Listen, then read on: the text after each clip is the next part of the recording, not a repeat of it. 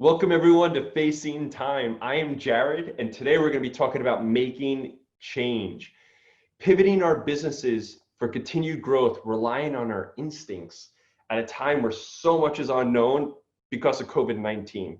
And today, my guest and thought leader is Philip Sblendorio. You like how I needed to read that to remember the name? Isn't that crazy? That's insulting. We've known each other how long?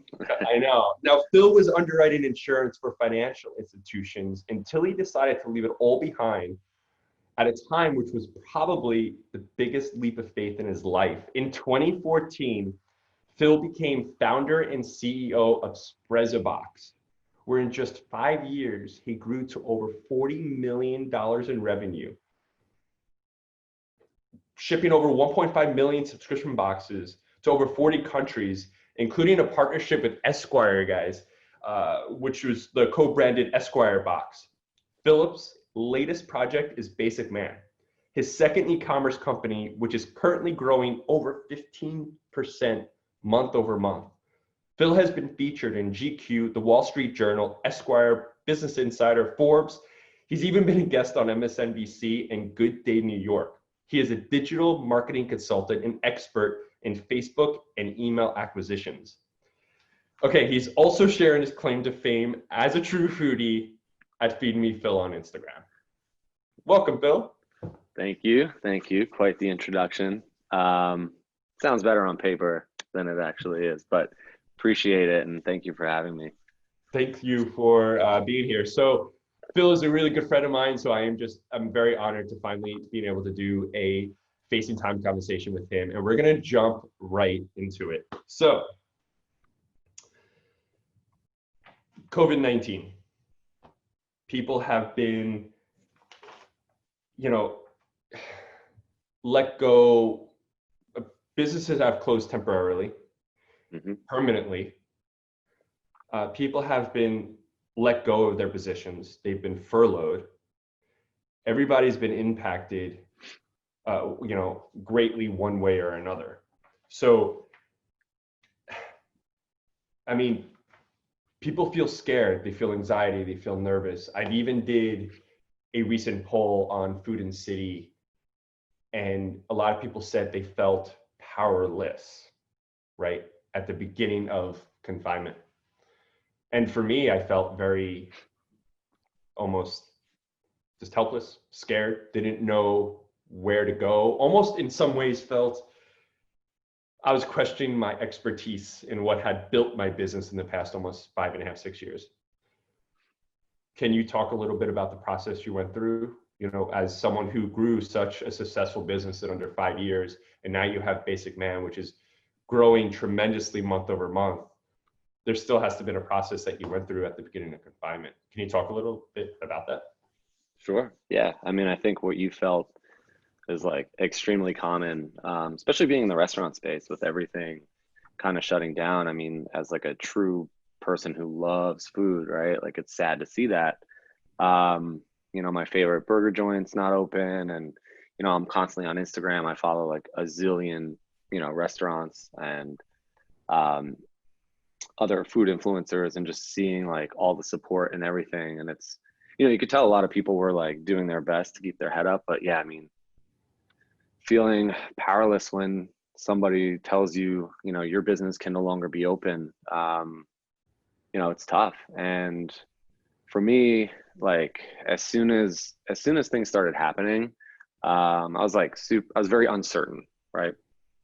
The uncertainty of, this virus coming from overseas, like I didn't know how it was going to impact us entirely.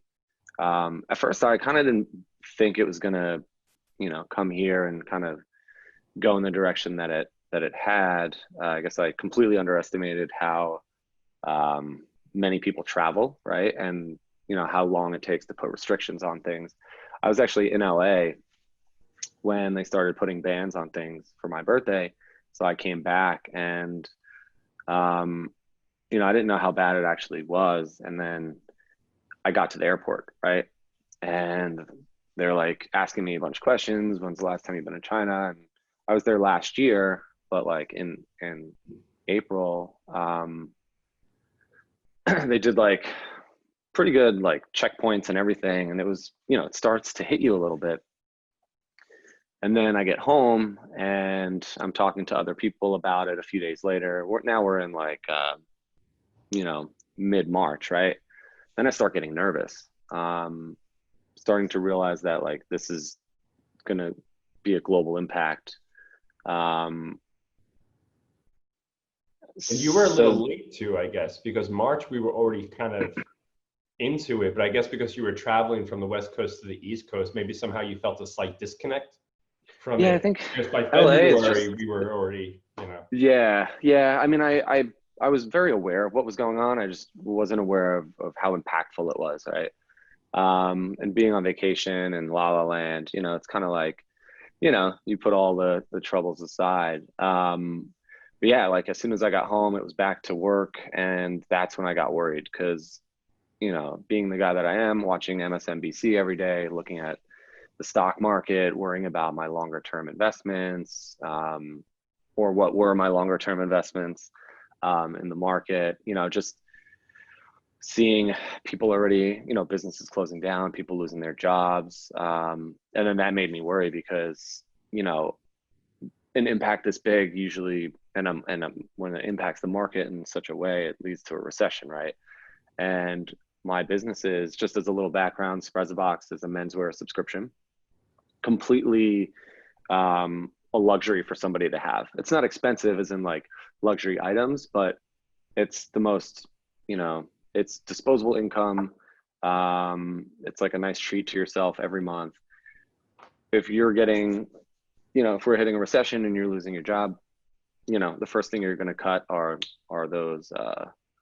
those treats that you don't really need. So I got really worried, and I was worried that people weren't going to be spending money. They're not going to be buying subscription-based products similar to ours. So got on a call with all my partners and investors and figured out like, hey guys, we need to come together and try to rally and see what expenses need to get cut. How do we sustain the business? How do we prepare for, a major catastrophic event, right? Scary. So yeah, I mean, I was amongst a lot of people. I have a lot of other friends just through the years of going to conferences and marketing meetups and things like that. I met a lot of other business owners, right? And you included. And it's like we've all built these huge businesses over the last 5 to 10 years, and now it's all kind of going in a direction that we didn't want it to go in. So it's a You tough know spot. what? You just said something that just struck a like kind of almost like hit a nerve. I just realized I never until now, because I don't think about, like what I have or how much the business has grown. My mind doesn't really work that way. It's always about who can I impact or what can I do next. It's never been, and you just said, something along the lines of how over the past couple of years we've grown like tremendous businesses. It's only actually now, and obviously I knew, but now that you said it, I didn't actually realize how much my business grew and how actually successful at one point, honestly, I was. And then feeling so dramatically impacted the opposite way Mm-hmm. almost like brings it back to the surface level again. Well, that's the thing. Like you get so caught up in building your enterprise that you forget about the little wins that you should be celebrating that add up to the big wins, because you have one major loss and then you think about all the things that you had and now you appreciate them, right? But yeah, I mean, it's definitely a rough time. I mean, first and foremost, you just want to make sure like everyone is staying healthy, right? Every Zoom I talk, meeting or interview or conversation I have, it's hey, hope you're staying safe. Every email, a lot of text messages. My mom, hitting me up all the time, like, don't go outside. I hope you're being safe, and it's like it's top of mind, right? Everyone's health, but obviously and selfishly, our jobs and our businesses and our livelihood, we don't want to disrupt, but here we are adapting with our masks and gloves and lack of, face-to-face interaction with people. It's hard. I mean, how are you, like, I know you have a lot of friends and businesses that you need to be in constant communication with. Like, it's a lot tougher now, right? I imagine. Yeah, I'm actually gonna go like this because I'm overexposed. It didn't work, but You look great. yeah. Uh, I mean, first of all, one of the biggest lessons I've learned is with my business, I used to always focus on what didn't go well, what went wrong, and what needed improvement. I never actually looked at what went right, what Mhm. went well, and what is strong that we can even improve upon something that's already strong. And I completely flip the way I look at things. Uh, and yeah, and then to answer your question, just all my friends, bartenders, restaurant owners, hospitality owners, everyone is struggling. And it's it's like this, in a way you almost get used to it because it's this everyday struggle that it slowly becomes the norm and you don't realize it does. And then you sit back and have a conversation with someone I consider to be a thought leader like yourself, and all of a sudden things kind of hit home again, right? Like when you said about the business, I was like, I did build a tremendous business and I just never really thought about it because when you don't have it, right? uh, and it's scary. I mean, Phil, how did you build a business to this day that's growing over 15% every month when you felt unconfident or uncertain, or just we're literally relying on our instincts at this point to navigate an unknown time because of COVID-19. There are reports and studies out there that you can Google till for the next 20 years that really are almost meaningless at this point because we're relying on instinct. How are you growing your business 15%, over 15% month over month, when it's also an e-commerce business? I don't know where you're getting your product from, but you need to still source your product. You still need your imports and your exports to go smoothly. You still need Sure. to make sure your customers are getting their product. To me, it sounds like a headache. Yeah, it is. It is. But it's a great question. I mean, um, the biggest thing you can do right now is adapt, right? If you don't pivot, like, look, being scared, feeling powerless, being worried, right, for your own safety, your parents, your grandparents, um, they're all normal feelings, right? You go through those every day. Now you're just feeling them all at once. Um, it's normal. It's normal. You just need to get past it, right? There's nothing you can do about what's happening. You just need to adapt and move forward. And How did you do that though, Phil? It's so, easy. When I'm doing a lot of polling on Food and City, some people obviously do adapt, right? And some people really have more of a hard time. And we all go through stages. It's almost like mourning someone, right? I feel like we're sort of mourning our normalcy in life. But how did you actually adapt from where you were and all the feelings that you were talking about earlier at the beginning of confinement?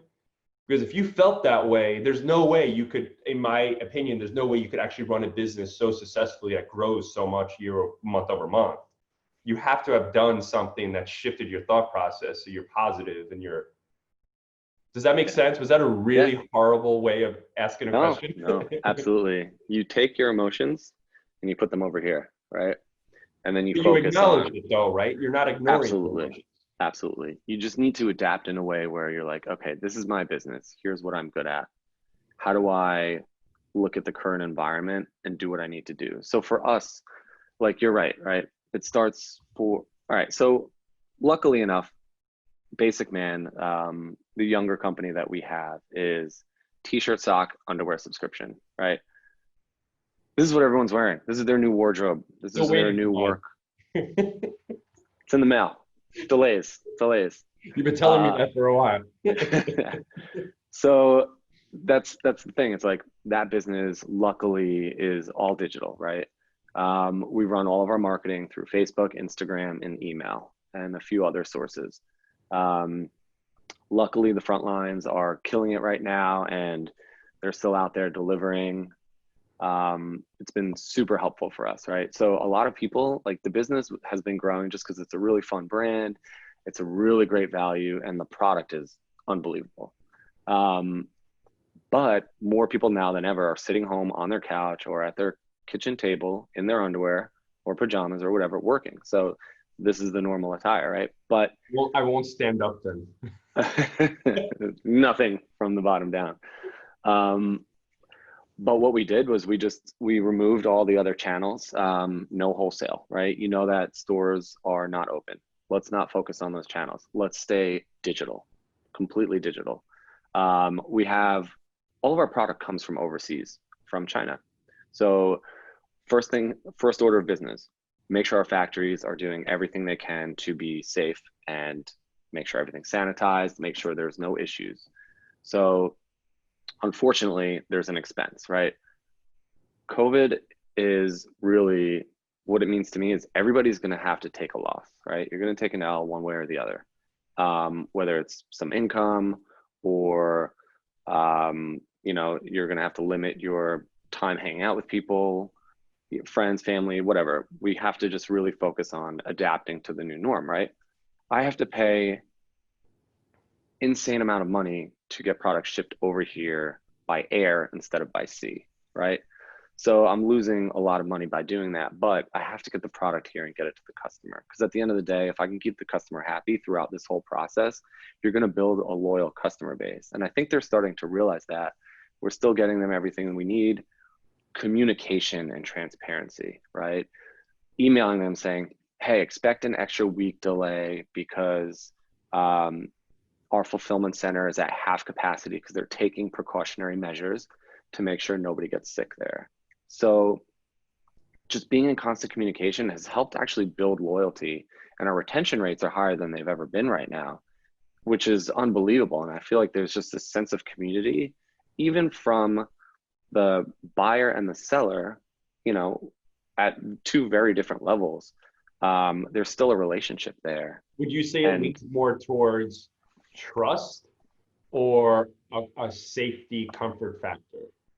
Where do you think that lies? Because for the restaurant industry, it's more really why people should feel comfortable and safe going in. But in your industry, the e-commerce industry, do you think it's more of a trust factor, or do you think it is also a comfort and safety factor? The biggest thing I think is a boredom factor. I think people aren't 100% focused on their work. There's no boss around to say, get off your phone, right? So you're on Instagram seeing our ads. So I think that's first and foremost. Instagram's user activity is probably the highest it's ever been in history. But second, I think it's communication above all. And I think good communication builds trust and loyalty. So and trust, you think, yeah. Yeah, I think it ultimately comes down to trust. Like they believe that, they're still going to continue to get the service that they've always received, as long as you're openly communicating that with them. And that's kind of where we are today. So it's been good. I mean, business is great for Basic Man. It's absolutely continuing to grow month over month. So the beginning of confinement, you felt all these emotions. Obviously, you were not alone. You did this shift and this pivot because you took your emotions, you recognized your emotions, and you put them here. You're like, okay, but I'm going to focus on what I need to focus. Not everybody can do that. Yeah. Well, so this is a big part of it, that in between, right? The first thing that kind of helped me to get where I am now, which I'll explain in a minute, but the PPP loan, right? Once they announced this stimulus package, I know there's a lot of indifferent opinions about it. However, as a business owner, I felt like this is an opportunity to help my employees feel more comfortable about the stability in their life, right? Their job, their income. And for me and my business to continue to go forward. And what that did was, it again, with the community, it built a community, because the whole application process, excuse my language, was completely fucked, right? They're trying to get all this money into the hands of all, break down and distribute it to all these different business owners through all these different intermediaries. Banks are allocated based on whatever formula they decided to come up with. And then you fill out this application that is very vague, right? And then you're relying on whatever you're finding on Google to fill it out. It's like whoever wrote this document must have been drunk at the time. Yeah, drunk, worried, and just wrote it overnight, right? I called everybody I could, every business owner that I knew, anybody tied to banking. I had to be the first person to fill out that application correctly and mail it in. Otherwise, there's too many people relying on me, and I'm too hard on myself to like screw this up, right? I probably spoke to like 25, 30 people. I still talk to everyone to this day on a weekly basis. How's it going? Did you get your check? Have you heard back from the bank? Luckily, we got funded, but it was like oh, you got funded? What did you do? What else did, like just helping each other to the point where like now we're talking about what are next steps? We have the money. How do we make sure we use it the right way? How do we pivot our businesses to kind of adapt to what's going on? And it just, now I'm so empowered. So I look at all the emotions that I had felt. Do you feel empowered because you got funded by PPP? It helps. I'm not gonna lie. But hey, I love the honesty. Honestly, if I was funded with some of it being forgived, I would feel empowered as well. So well, I have to stay disciplined and make sure we have a plan, so we'll be fine. But yeah, I mean, that definitely helped. But even before then, it instilled like hope, right? That someone's looking to help out for the best interest of all of us. We're all small business owners, and we employ people, we help other people, and ultimately we satisfy the end customer. The whole world goes around. And but technically, I think, are you classified as a small business owner? I'm a small business owner. I own several small businesses. We are good. I actually considered you to be, especially with Sblendorio, but I guess we're right small. because it's multiple. We can't play with the big leagues. Yeah. But yeah, Sblendorio is kind of a beast of a company. I'm looking at you totally different. I'm like, oh. Yeah. No, but I think it's I think it was the hope that like gave us everything, that started the communication. And the more I learned and started thinking differently, I was helping others along the way and giving them advice and guidance, not just on PPP, but some of the things that we were doing and alternative services and other things that started, people kept asking like for advice and things. And I kept getting good advice. At the end of that conversation, it was a win for everyone. And I think that just really helped. Like, you got to use all your resources when it comes to something like this, right? Everybody that that you trust, that owes you a favor, you might want to collect right now, or just a sounding board to just like vent to anyone, right? So that you can get it out of the way, put it to the side, and then just move forward.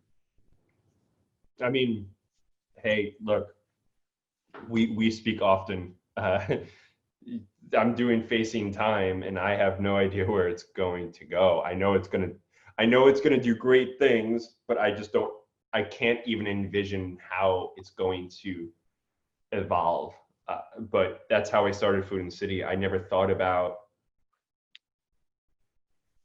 how I'm going to monetize it. I always thought about how am I going to let people understand the passion and how do I impact lives? And because of that, Food and City grew exponentially. We probably grew 40% year over year for 5 years in a row. It was just insane. And then, and now with Facing Time, it's the same thing. I just want people to understand what I'm passionate about, even though I'm still learning.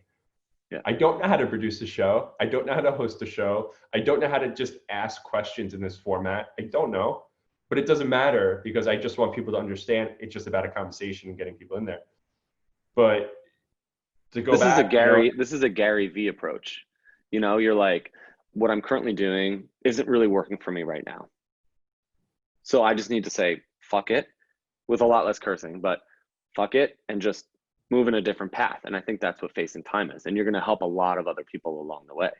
But thank you. It's true though. Like basically, I was like, fuck it. I mean, even now I'm talking to you, I get blurry and I have to put my hand here to like refocus myself. It's like, that is not great production at all.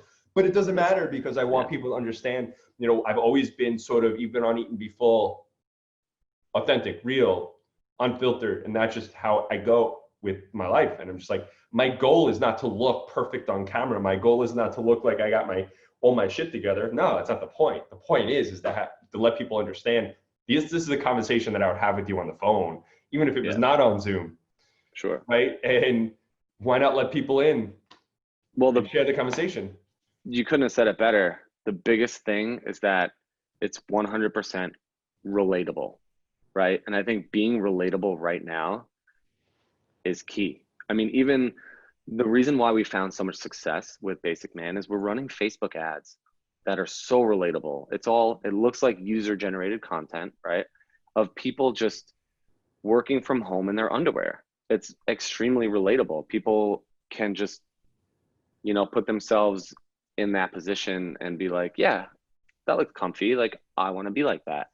And what you're doing is you're looking at this situation as like, look, we're facing this time right now where, you know, this is the most unadulterated way to just be like, guys, like, let's figure this out. Like, let's all talk together and let's face this head on. Time is our biggest factor. Love the name, by the way, that we're dealing with.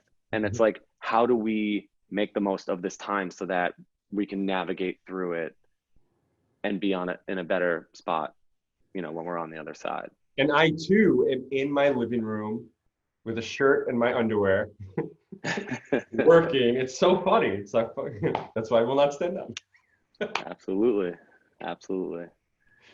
Same here, man. And sorry, the kitchen's a mess, but it's tough working under these conditions, you know, very clean back there. Everybody says this. So here's the thing. My living room is clean from here to here. Everything outside of this, not so clean. Out of frame, out of mind. Yeah. I love it, man. I mean, we just have to adapt. Like, I got to stop ordering and supporting all these local businesses because it's, you know, it's having an effect on my but you want to shape. Yes. But like, you know, after this, like I'm going to run up and down the stairs and get my workout in. You know, I mentioned before we jumped on, like I had a 2-year-old virtual birthday party, which was my gym. So it was a bunch of kids rolling around, like playing with balls and, you know, finding colors. I can't even imagine what a Zoom like that is like. It honestly seems like fucking chaos.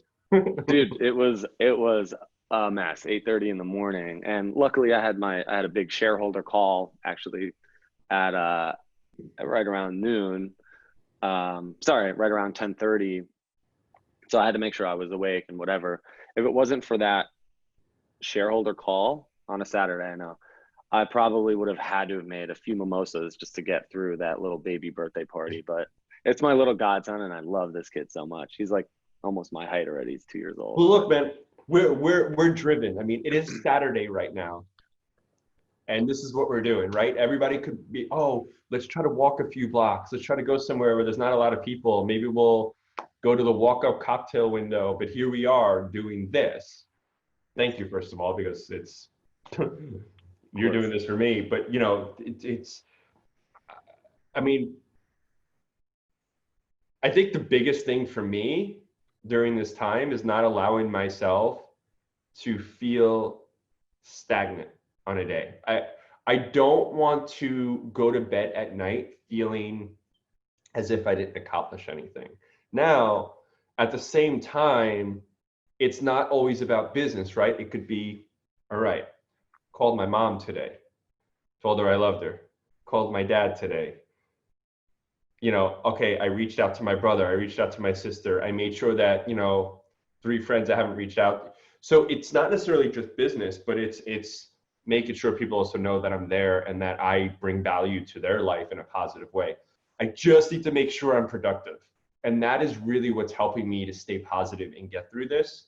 And that's what's so amazing for me about facing time is being able to do this. So for me and anybody watching, you know, it's even if you don't know where to go, or you're confused, or you just like, what the fuck, basically, just do one thing that makes you feel you were the good person you are, whether it's reaching out to your parents or your family or friends, or if it's, oh, you know what, I've been wanting to start writing a book. Write the first 3 lines, doesn't matter, Yeah. do something. There's no excuses. There's no distractions right now. Yeah, there's TV, Instagram, and whatever, but you're not going out with friends to bars. There's zero FOMO happening right now. That's my biggest issue. Normal day to day is like Am I am my I friends are out. am I letting my age go by asking what's FOMO? Fear of missing out, man. See? I literally don't know. Like, I'm Really? sorry. So that's the thing. It's like the fear of missing out on like being out at a friend's birthday party, or just, oh, it's a beautiful day, let me go hang out at the beach. You can't do any of those things right now, right? Or you shouldn't be doing those things right now, so that we can get back to those things. But you're at a point where there should be very little distractions. But there I is, think what you said though, is people psychologically, though. You know, make a I agree list. with you Make with a there's no list. distractions, but Yeah. in people's heads, the liter I mean, I was that way for 2 weeks. I would sit on my sofa just going, there's no distraction, but in my head, there's just a wall. It's nice. Like, relax, soak it all in, work from home, be useless for a week or two. That was March. Then April came, figured out. Now we're in May. Let's stay focused. Like, now is, if you want to get back to your day to day of having fun and going out and doing all the things and living your life, great. To make sure that stuff is still there, you need to focus right now all your energy into your future, right? Your career, your friendships, your everything, right? Exactly. Work harder. So to your point, it's like, call my dad, call my mom, call 3 friends, whatever. Make a list of all the things you need to do. If you're a lazy slob that's sitting on the couch every day, just eating and ordering and not feeling like you need to, do things, you got to change that mindset and like just create a list. Like, even if it starts with, set your alarm at 8 a.m., brush your teeth, make some tea with lemon, stay healthy, right? Like, have your breakfast, and then, do all of your things for the day. But at the end of the day, it's like, call these 3 people, FaceTime with somebody, get some interaction, go get some fresh air for 5 minutes outside. Just make that list so you stay organized and you feel motivated. Because the minute, and like, my biggest thing, I can't say it today because like I was up till 4 a.m. last night prepping for my, for the shareholder meeting, but also for this baby party. So I'm on lack of sleep, but Monday through Friday, wake up, shower, and I change every day. It might be a new Nike sweatsuit or something like that, but I'm changing into something new every single day. And it builds a routine to get your day started. And I think a lot of people are just crawling out of bed in their pajamas to the couch or the table or desk or whatever, and they're working. You got to stay on that routine, and I think that'll help you do the things you need to do. That's the biggest challenge for me. So although I'm working and I'm staying productive and busy and I'm doing some great things, the schedule for me is a challenge. Getting up, there are times I've literally have woken up the following day realizing I didn't shower the day before, and I'm Yeah. like, who smells? I'm like, oh no, Yeah. so I'm guilty of that. So I Sure. understand and I can relate to those out there who are lost on that schedule. But I agree that I can't get up and go to my sofa and do nothing all day. Because also then in my, don't you want to impact somebody in a positive way that day too? And just speaking on the phone, it's like, I think just also impacting your personal self, right? I've never been someone to just get up and go to the sofa. Why do that now? Yeah. But look, you and I could talk for hours and just go down this like rabbit hole of Sure. everything and anything.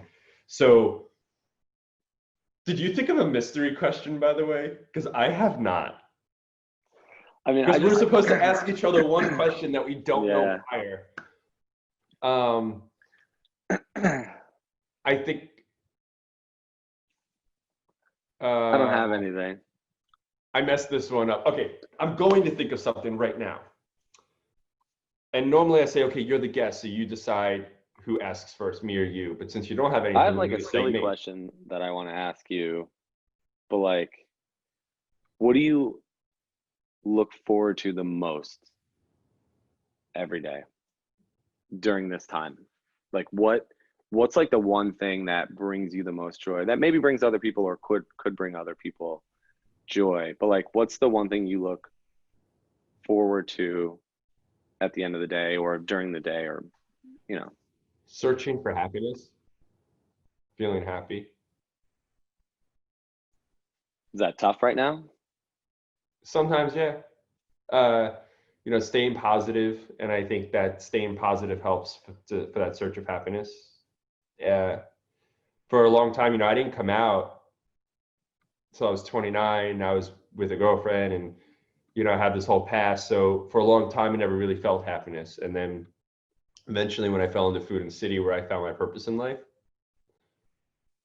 it gave me that purpose in life. It gave me happiness, the impact I was making, the money I was making, and then the charities I was able to support, just everything. And I just felt so happy and with just an abundance of gratitude. And then when in a 24-hour period, I lost so much of the business temporarily because of the health crisis, not for any other reason. I felt like I lost my purpose in life. And then that's why for 2 weeks, it was so challenging for me to organize my thoughts. But really, I didn't lose my purpose in life. I lost clients. That's all simple and, but in my mind, I was stewing it up, right? To just be this really like nasty soup of stuff I was forcing myself to eat. Yeah. But even now though, it's still a challenge. I'm more of a situationally happy person. When I'm Yeah. speaking with you, I'm not just whatever. And it took me a long time to even be alone and be happy. So I tend to be more of the situationally happy person, and I'm still working on that now. And for me, it's a very big challenge because of COVID-19, and facing time has really given me more breath in my lungs, more air in my lungs to sort of rejuvenate myself. And I feel happy now. I'm starting to feel as if I have a purpose, even though I don't see where this is going, in the sense of I know it's going to be great. I don't know how it's going to get there, but I don't need to know. As long as I don't lead by how am I going to be able to monetize this, and I lead by doing this for motivation and inspiration and trying to impact somebody else in the process. And that's literally all I'm going by right now. And if I can do that, that will bring me happiness, knowing that I can do something positive for someone. It's respectable and Is that honest. a really deep answer? Yeah, I was gonna say I'm deciding where I want to eat for the night, but yeah, I mean that's very, very honest, and I love it. I actually don't even know if I've ever told anybody that. But okay, so what about you? Let me just ask you the same question, and it better not fucking be where you're gonna eat tonight. I don't want to. After my answer, I don't care where you're eating tonight. But is there anything else in a more cerebral sense or level that you could share? What do you search for? Which actually, I'm going to twist this around a little bit. What do you search for that you feel makes you successful in life, whether it's business or personally? What is that thing that drives you for success? Whatever your Wow. definition of Yeah. success is, right? Yeah. I mean, it used to be very focused on just financial, right? It was very like money centric, money driven thought. Hence why my work ethic is too much and kind of takes over social aspects of things and my at home life sometimes. But now I'm starting to realize that I'm 36, right? And I want to have a family. and do all of these things. So I think my whole thing now is just to be like what can I do every day to like be a good person, right? So, you know, it might be one day, you know, I see a GoFundMe for a restaurant that I really like. You know, it might just be a $25 donation, but for that day, I felt like I did something really good. Or, you know, I've been admittedly slacking with some of the chores around the house lately. And, you know, if I can get up early and cook breakfast one day or just help, you know, with like dishes or something, even if it's just like once that week, I feel like I'm not useless and I'm actually contributing to the greater good of the household, you know? So it's like the little things that you can do to kind of just feel better about yourself and like everything else that's around you. I love that. And I think Yeah, and ironically, I have an audience now too, so I had to cut that one short before I get yelled at for not doing anything. She's probably standing behind the camera right now going, yeah. Yeah, I think the biggest thing too is gratitude, right? And not allowing these little things for us to be blinded by these little things, you know. I was speaking to my closest friend yesterday on the phone. I was just incredibly grateful just to hear her voice. I think it's just a matter of feeling grateful and recognizing those little things in life. You know, getting up in the morning and making breakfast. Some people may say, "Oh, that's in the grand scheme of things, that's a tiny little." Really, what is those small little things add up? You know, I love Goes a that. long way. Apartment's a mess, but you know, I just bought a couple tulips the other day because I was out and whatever, and just bringing back flowers. It's like brings life into the house, you know. So it's good. Even if you can't be there to cook for someone, like FaceTime them and cook together, right? So A gesture of kindness. yes, goes a long Yeah, way. goes a Goes a long long way. way. Okay, look, we could just keep going. It's already been almost 40 minutes. You know, I love you, man, and I love you too, Jared. I'm grateful to have this conversation. And you tapped into my emotions for sure, which I don't know actually if anyone in the conversations I've been doing has tapped into the whole thing with the happiness. But I appreciate that, and that's what it's about. I want people to see that side of me. I want people to see the side of my guest, and I want people to feel and know that there are so many out there that are going through and feel what they feel, and it's okay. And if you're feeling that way, then you are justified to feel that way, and you should feel that way, and no one should ever challenge it. It's okay. Absolutely. It's just a matter of what you do with those emotions that can empower you for wherever you want to go in life. So Absolutely. Bill, thank you for joining me on Facing Time. Yes, thank you for having me. It's always fun. It's always fun. We'll do a virtual drink at some point, maybe this weekend. You're around. Right after we stop recording. All Yes. right, guys, thank you for joining me, Jared, with Facing Time with Philip Sblendorio. You could check feed. I almost forgot your Instagram. I'm so sorry. You could check Feed Me Phil on Instagram, where he's claiming his fame as a true foodie. He's almost as good as I am. You know, that's that. Not quite, but I'm trying. All right, we did it. Thank you, Jared. Thanks, man. Appreciate it, man. Always.